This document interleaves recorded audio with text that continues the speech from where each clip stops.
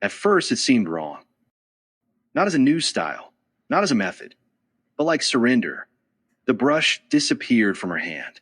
Not symbolically, physically. She touched the paint with her fingers. Without a plan, without any guarantees.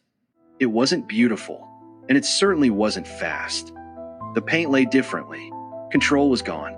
Every movement left a trace that was impossible to hide. She was ashamed of these attempts. She didn't show them to her colleagues. She didn't call it art. The realism she had been striving for decades suddenly became almost unattainable. Her hand was still shaking, and now this tremor was engraved in every stroke. But over time, something began to change. Not biology, not medicine, and her eye-hand coordination.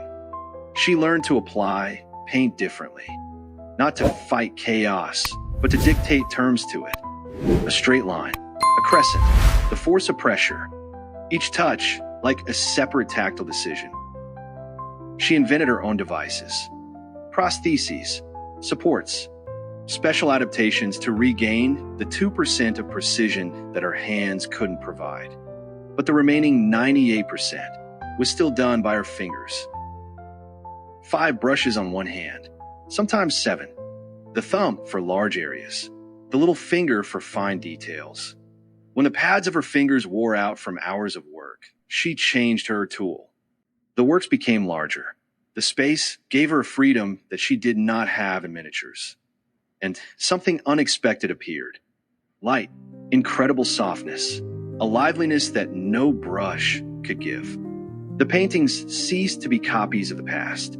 They became its evolution. Not worse, not better, different.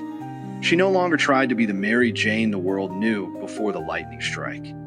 She just tried to remain an artist. And at that moment, a detail appears that is now worth thousands of dollars. A signature, not in letters, not in pencil, a fingerprint, the letter Q.